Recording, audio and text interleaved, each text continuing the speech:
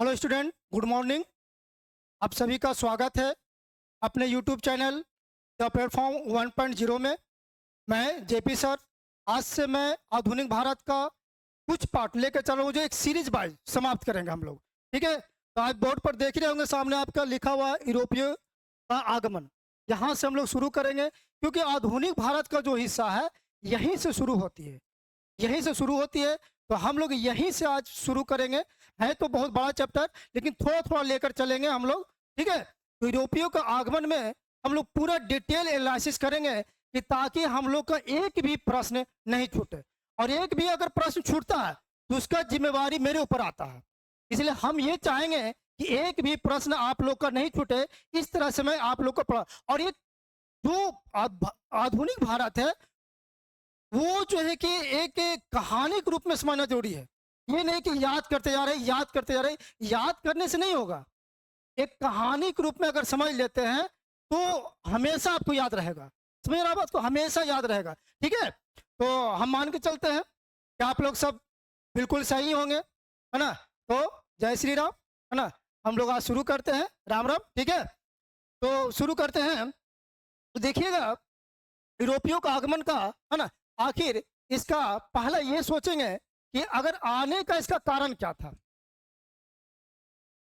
भारत में क्यों आया, आने का भारत में क्या था, उसके बारे में हम लोग समझेंगे। उसके बाद फिर देखेंगे कि कौन कौन से प्रमुख यूरोपीय कंपनी यहाँ पर आए, है ना, यूरोपीय शक्तियां कौन कौन सा आए, वो उसके बारे में सब समझेंगे। यूरोपीय कंपनियों, यूरोपीय शक्तियों का आगमन, आगमन। और एक बार और चीज हम लोग समझेंगे कि कर्नाटक और एक और युद्ध होता है, ये कर्नाटक एवं उसका और कुछ उसके साथ जो बहुत सारे युद्ध हुए हैं, है ना, उसके बारे में हम लोग समझेंगे, है ना। कर्नाटक एवं प्रमुख युद्ध, इसके बारे में हम लोग सब कुछ समझेंगे। ठीक है, तो कारण समझेंगे क्यों आया, है ना।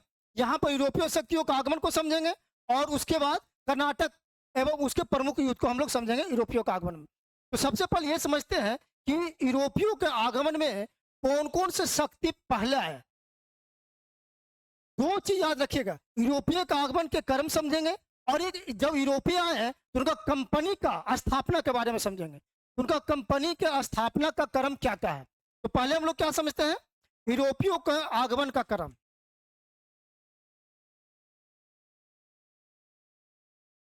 आगमन का क्रम, यूरोपियों के आगमन का जो क्रम है, वो सबसे पहले जो आता है, कौन आता है? पुर्तगीज आता है। कौन आता है? पुर्तगीज। पुर्तगीज आता है। पुर्तगीज के बाद जो आता है वो कौन आता है? तो पुर्तगीज के बाद जो आता है डच आता है। कौन आता है? डच। डच। डच के बाद कौन आता है, आप लोग बताइए? डच के बाद जो आता है वो कौन आता है? तो अंग्रेज। डच के बाद कौन आता है? अंग्रेज। ध्यान रखिएगा, हाँ, डच के बाद कौन आता है? अंग्रेज। और अंग्रेज के बाद कौन आता है? तो डेनिस आता है। और डेनिस के बाद कौन आता है? फ्रांसीसी। अंग्रेज के बाद कौन आता है? डेनिस, है ना, या डेन कंपनी। और डेनिस के बाद कौन आता है? तो फ्रांसीसी। यहां से प्रश्न पूछे जाते हैं, यूरोपियों का आगमन का क्रम में कौन कौन हो गया? पुर्तगीज, डच, अंग्रेज, डेनिस और फ्रांसीसी। ठीक है, यहां पर अब कंपनी की स्थापना के बारे में समझेंगे कि कंपनी का स्थापना कब कब हुई। ठीक है, तो कंपनी के, यूरोपीय कंपनी के, है ना, यूरोपीय कंपनी के क्रम के, यूरोपीय यूरोपीय कंपनी के की स्थापना का क्रम। ठीक है, तो सबसे पहले जो यूरोपीय कंपनी का जो स्थापना हुआ, वो किसका हुआ था? पुर्तगीज का हुआ था। किसका हुआ था? पुर्तगीज का ही हुआ था। ठीक है, पुर्तगीज का हुआ था। और उसके बाद जो कंपनी का स्थापना हुआ था, किसका हुआ था? अंग्रेज का, है ना। अंग्रेजी कंपनी का स्थापना हो गया था, अंग्रेजी का। उसके बाद किसका हुआ था? डच का। और उसके बाद डेन कंपनी का स्थापना हुआ था। और उसके बाद किसका हुआ था? फ्रांसीसी का, है ना। फ्रांसीसी कंपनी का स्थापना हुआ था। तुम्हें आ रहा है कौन कौन कंपनी का? पहले पुर्तगीज, अंग्रेज, अंग्रेजी कंपनी का, फिर डच कंपनी का, फिर डेन कंपनी का और फिर फ्रांसीसी कंपनी का। ये 4 कंपनी, ये जो भी कंपनी है, लेकिन इसका स्थापना का क्रम याद रखिएगा, है ना। कभी कभी ये पूछेगा कुछ और, यूरोपीय कंपनी का आगमन के बारे में पूछेगा, ठीक है, लेकिन मालूम चला कि बहुत सारे स्टूडेंट ये लगा के आते हैं, ठीक। ये सब ध्यान में रखना। ये जो स्थापना हुआ था पुर्तगीज कंपनी का, जो स्थापना हुआ था कब हुआ था? 1498 में। अंग्रेजी कंपनी का जो स्थापना हुआ था कब हुआ था? तो 1599 ईस्वी में, है ना।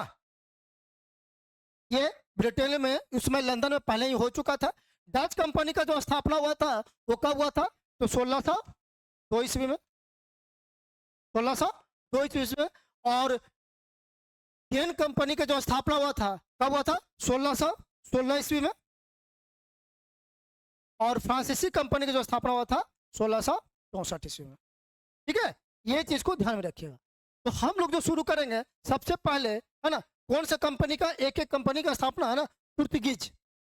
सबसे पहले किस कंपनी का शुरू करेंगे? तो पुर्तगीज यूरोपियों का आगमन जो होता है वो कैसे हुआ, क्या कारण हुआ, इसके बारे में हम लोग चर्चा करेंगे, ठीक है। तो आगे चलते हम लोग, पूरा प्यार से समझिएगा एकदम।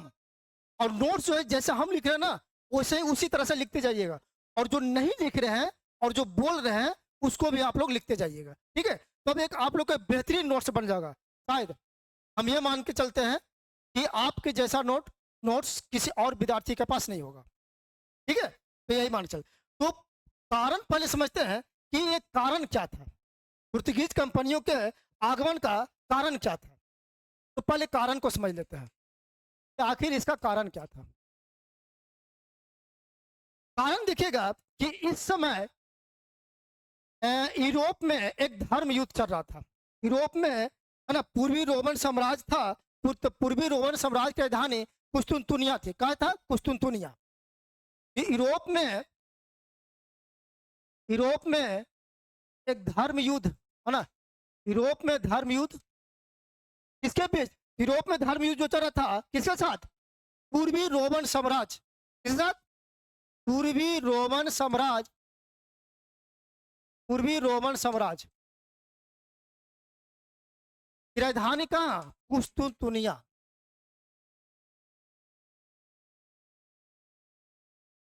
राजधानी कुस्तुनतुनिया में।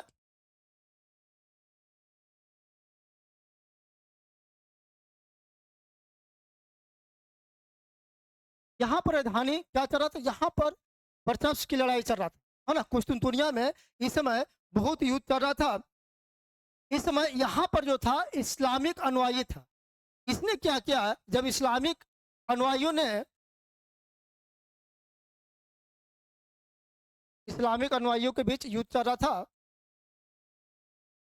इसी युद्ध के समय क्या हुआ? जो व्यापार भूमध्य सागर से होती थी उसको क्या किया? वहां पर बंद हो गया। भूमध्य सागर से जो व्यापार होती थी, है ना, तो वहां पर क्या हो गया? बंद हो गया, है ना। जो भी आता था उसको लूटपाट कर लेता था। इसके बाद कोई रास्ता का विकल्प चुना गया कि आखिर पूर्वी देशों के साथ कैसे जो है कि हम लोग व्यापार करें। तो इस समय जो है कि क्या हुआ? एक नया रास्ता की खोज शुरू हुआ। नया रास्ते की खोज के शुरू में ही एक नाम था, कौन सा? पुर्तगाल के ही एक व्यापारी जिसका नाम था वास्को डिगामा। क्या नाम था? वास्को डिगामा नाम था। तो वास्को डिगामा एक नई रास्ते की खोज करते करते 1498 ईस्वी में कहाँ पहुंच जाता है? भारत पहुंच जाता है। कहाँ पहुंचता है? 1498 ईस्वी में वो भारत पहुंचता है। भारत पहुंच जाता है। भारत पहुंच जाता है। लेकिन एक चीज ध्यान दीजिएगा, इससे पहले एक और जो थे उनका नाम था बार्थोलोमियो। क्या नाम था? बार्थोलोमियो। तो जो बार्थोलोमियो थे वही पुर्तगाल के ही थे, यूरोपीय ही थे। उन्होंने एक रास्ता की खोज तो करना शुरू किया, लेकिन अफ्रीका के जो अफ्रीका महादेश है उसके नीचे तक तो पहुंचे, लास्ट बिंदु तक नीचे तक पहुंच गए। वही उसके बाद जो है कि यहाँ पहुंचने के बाद, ये लास्ट बिंदु यहाँ पहुंचने के बाद यहीं से फिर क्या हुआ? ये जमान रिटर्न हो गया। बार्थोलोमियो जो थे, है ना, 1487 में ही चला था। ये क्या हो गया? यहाँ से क्या हो गया, रिटर्न हो गया। जब रिटर्न हो गया तो जहां से रिटर्न हुआ था उसको नाम, एक नाम देकर गया था, उसको क्या नाम दिया है, Cape of Good Hope. Cape of Good Hope, Cape of Good Hope एक नाम दिया था, ठीक है। जहां से वो कौन, बार्थोलोमेव लौटा था। तब जब भारत जब आने लगा, कौन कौन था, वास्को डिगामा। तो भारत जो है कि फिर से एक नए कौन, वास्को डिगामा आना शुरू किया। जब आना शुरू किया तो वो क्या किया, इसको पार कर गया, और इसी रास्ता से पार करते हुए भारत के केरल तट पर, है ना, केरल तट के काली, है ना, काली तट, केरल राज्य के काली तट पर क्या हुआ, पहुंच गया। जब वहां पहुंचा, वहां पर पहुंचने के लिए एक गुजराती पथ प्रदर्शक था, है ना, अब्दुल मजीद। क्या नाम था, अब्दुल मजीद। तो अब्दुल मजीद एक पथ प्रदर्शक था। इसी के सहयोग से कौन, इसी वास्को डी गामा केरल के कालीकट तट पर क्या था, पहुंचा था, ठीक है। तो जो वहां जब पहुंचा तो वहां पर देखिएगा कि वहां पर एक शासक था, वहां पर एक शासक था। तो उस समय उस शासक के जो उपाधि दिया गया था उसका नाम था जमोरिन। क्या नाम था, जमोरिन, है ना, जमोरिन नाम था।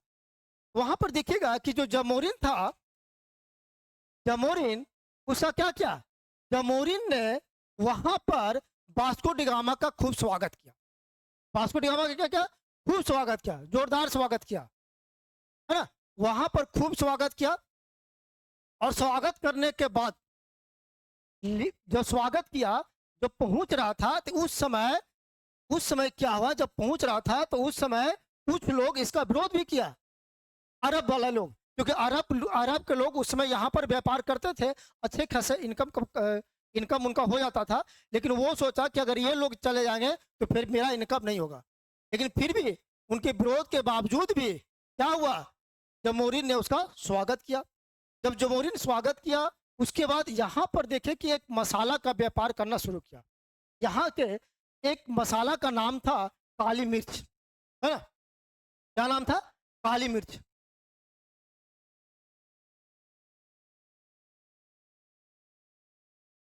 काली मिर्च था। तो काली मिर्च हम लोग उसको, है ना, देखते हो गोल गोल, है ना, उसको गोलकी उलकी भी बोल देते हैं शायद, है ना, बहुत सारे उसका नाम पड़ता है गोल गोल की, है ना। तो काली मिर्च जो है कि एक मसाला है, मसाला का नाम है। तो यहाँ से ये लेके गया काली मिर्च को, वो लेके गया कहाँ, यूरोप में लेके गया, अपने देश में लेके गया। जब वहां पर लेके गया, वहां पर ये देखा जाता है कि यूरोप में देखिएगा ठंडी प्रदेश पड़ता है, तो ठंडी प्रदेश में थोड़ा सा मांसाहारी भोजन ज्यादा हो जाता है ना, मांसाहारी भोजन क्या होता है, ज्यादा हो जाता है। तो वहां पर इस मसाला को उसमें डाला गया, काली मिर्च को। जब इस मसाला को, काली मिर्च को जब डाला गया तो स्वाद बहुत ज्यादा हो गया। मतलब इस स्वाद की चर्चा धीरे धीरे पूरा एरिया में फैल गया। जब पूरे एरिया में फैल गया तो इस मसाला का डिमांड बढ़ने लगा, और इस मसाला का डिमांड इतना बढ़ गया कि जितना वो वास्को डिगामा लेकर गया था, है ना, मसाला जितना का, उससे 60 गुना, कितना, उससे 60 गुना वो मुनाफा कमाया, 60 गुना अधिक मुनाफा कमाया, 60 गुना अधिक मुनाफा कमाया वो, समझ आ रहा है आपको, 60 गुना अधिक मुनाफा कमाया। अब ये जब ये मुनाफा कमाया 60 गुना अधिक, तब दूसरे जो थे, है ना, वो भी सोचा कि अब तो हमको भी चलना होगा, है ना। तो ये जो आए थे, कब आए थे, ये जो आए थे आपका वास्को डिगामा, वास्को डिगामा आपको पहली बार 1498 ईस्वी में आए थे। इसके बाद जो आए, एक का नाम था, इसके बाद जो आने वाले थे केबराल। क्या नाम था, केबराल। एक कब आया था, 1500 ईस्वी में। इसके बाद जो आया उसका नाम क्या था बताइए, केबराल के बाद कौन आया बताइए, वास्को डिगामा फिर एक बार आया, वास्को डिगामा एक बार फिर आया। वो कब आया, वास्को डिगामा फिर कब आता है, 1502 ईस्वी में। अब इतना मुनाफा कमाया था तो फिर दोबारा कौन नहीं आना चाहेगा, है ना, सब लोग आना चाहेगा। तो एक बार फिर आया वास्को डी गामा 1502 ईस्वी में। और जब वास्को डी गामा एक बार फिर से आया तो उसके बाद फिर जो आता है उसका नाम है फ्रांसिस्को द अल्मीडा। क्या नाम है?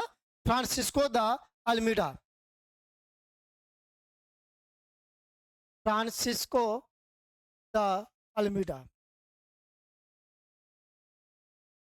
फ्रांसिस्को द अल्मीडा आता है ना। ये कब आता है?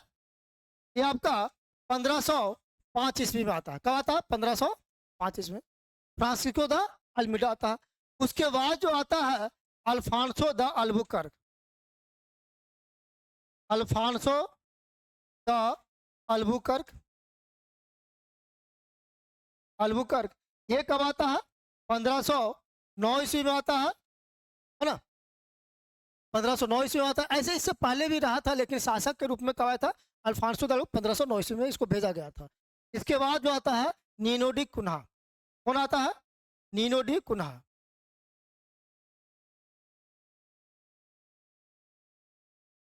नीनो डी कुन्हा आता है। कब आता है? तो ये आपका 1529 ईस्वी में आ जाता है। तो ये एक तरह से पुर्तगाली कंपनी का ये जो आया था पुर्तगीज कंपनी ना, लोग जो आ रहे थे उनका कर्म है। कभी कोई कर्म पूछ देगा, यहीं से पूछ देगा वास्को डी गामा पहली बार कब आए थे? 1498 ईस्वी में।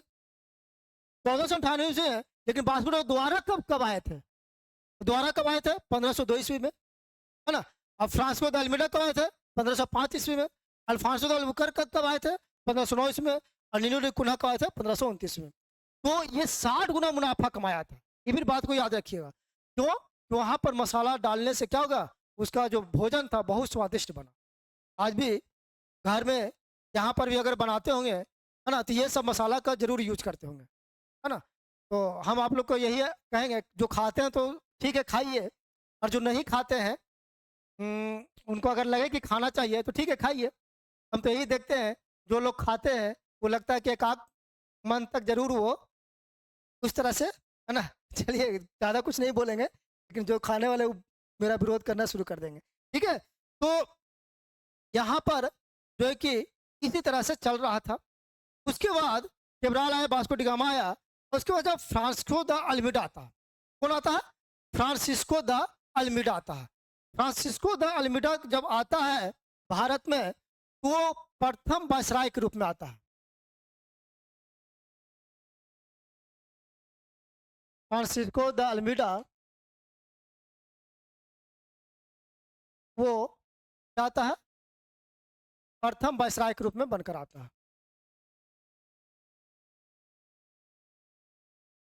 कब आता है? तो 1505 ईस्वी में फ्रांसिस्को द अल्मीडा 1505 ईस्वी में आ जाता है। 1505 से 1509 ईस्वी में, ठीक है।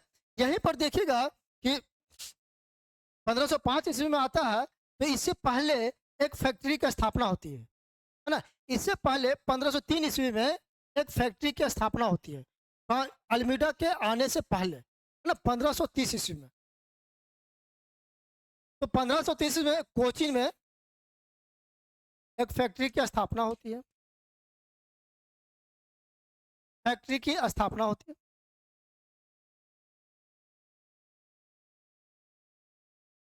यहाँ पर ध्यान रखना है कि फैक्ट्री जो उस टाइम था, उस समय का जो फैक्ट्री था वो उत्पादन केंद्र नहीं था। उस समय का फैक्ट्री को ऐसा नहीं कि उत्पादन करने वालों को, जो वस्तु का उत्पादन करने वालों को फैक्ट्री कहते थे। ये ध्यान रखिए, उत्पादन केंद्र नहीं था। फैक्ट्री का कहते थे किसको? फैक्ट्री उसको कहते थे उस समय जब जो अगर दूसरे वो अपने देशों से अगर सामान लाता होगा तो वहां पर रखने की व्यवस्था हो। दूसरी बात कि अगर यहाँ का सामान अगर खरीद ले और कहीं रखने का व्यवस्था हो, है ना, तो वो एक तरह से गोदाम के रूप में उसको यूज किया जाता था, है ना। उत्पादन केंद्र कोई नहीं था। लेकिन दूसरी एक और बात कि अगर कोई यूरोपीय आता है वहां से तो उसको रहने की व्यवस्था भी यानी कि आवास भी उसी में होता था। और वो चारों तरफ से क्या होता था? किले बंद होता था। उसी को हम लोग कहते थे फैक्ट्री। तो फैक्ट्री कहने का मतलब कोई वस्तु का उत्पादन केंद्र नहीं था। वस्तु का उत्पादन केंद्र, उत्पादन केंद्र नहीं था। क्या था? ये फैक्ट्री जो था क्या था? एक रहने आवास है ना, रहने का जगह था। दूसरी बात क्या था? यहाँ पर सामान रखने की जगह होती थी, मतलब क्या स्टॉक के रूप में इसका है ना यूज करता था, स्टॉक के रूप में, स्टॉक के रूप में इसको यूज किया जाता था। इसी को क्या कहते थे हम लोग? फैक्ट्री कहते थे। इसी को क्या कहते हैं? तो 1503 में जो फैक्ट्री का स्थापना हुआ था, वो उस समय यहाँ पर अल्फांसो द अल्बुकर्क के द्वारा किया गया था। तो ध्यान में इस बात को रखना है कि फ्रांसिस्को द अल्मेडा जो प्रथम वायसराय के रूप में आया था, है ना, प्रथम वायसराय कौन था? तो फ्रांसिस्को द अल्मेडा। तो यार बात को, मेरी बातों को समझ में रहे हो? कोई दिक्कत है?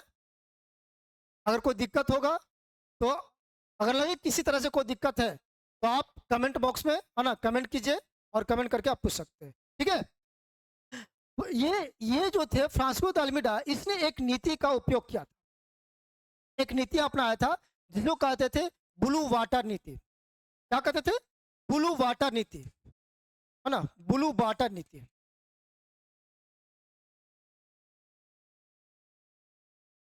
ब्लू वाटर नीति या शांत जल की नीति।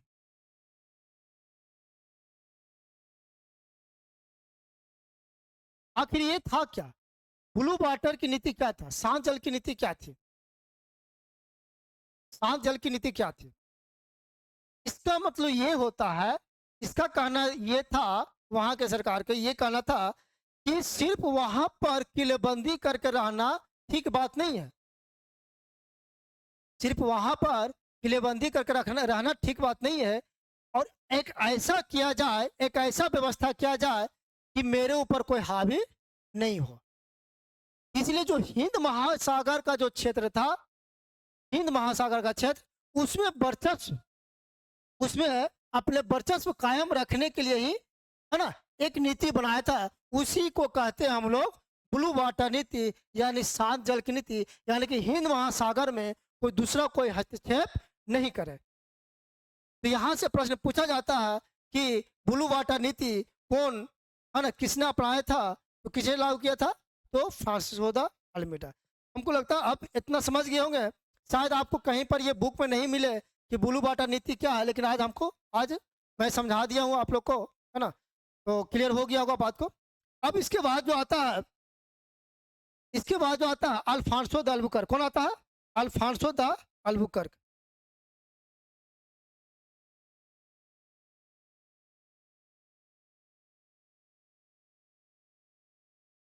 अल्फांसो द अल्बुकर्क, है ना। इसके बाद कौन आता है? Alfonso de Albuquerque.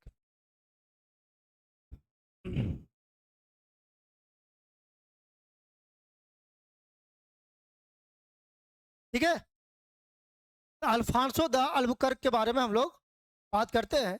एक एक क्रम वाइज पढ़ना जरूरी है। ये नहीं कि कभी निनोडी कुना के बारे में, कभी किसी के बारे में, कभी किसी के बारे में पढ़ ली, ये सब नहीं चलेगा। तो अल्फांसो द अल्बुकर्क के बारे में ये कहा जाता है कि ये अल्फांसो द अल्बुकर्क जो आता है ना, ये जब यहाँ पर आता है, ये बहुत सारे चीज़ों को देखा समझा,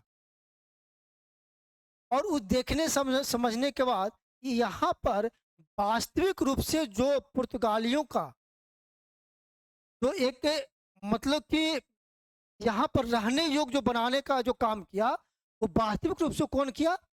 तो अल्फांसो द अल्बुकर्क ही किया। इसीलिए वास्तविक संस्थापक, है ना, पुर्तगालियों के वास्तविक संस्थापक जो बोलता भारत में, किसको बोला जाता है ना, किसको? अल्फांसो द अल्बुकर्क को।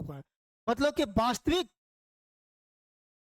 वायसराय किसको बोला जाता है? अल्फांसो द अल्बुकर्क को।